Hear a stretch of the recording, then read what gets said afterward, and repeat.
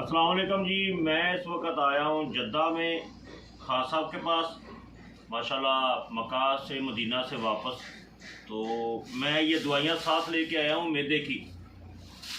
तो लाला जी ने मेरे को बोला है कि इनको छोड़ो, ख़त्म करो इनको। ये है सेब का सिरका, ये थोड़ा सा मुझे पानी में डाल के दिया है।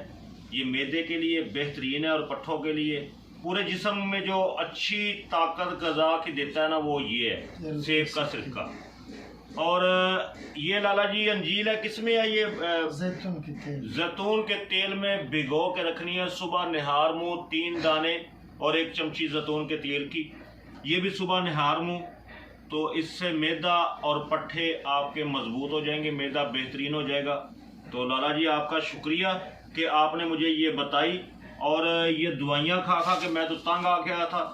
तो आप लोगों को भी अगर प्रॉब्लम है तो ये सेब का सिरका और अंजीर को जैतून के तेल में भिगो कर खाएँ, इंशाल्लाह आपको भी फ़ायदा होगा। अपना ख्याल रखना। अल्लाह हाफिज़।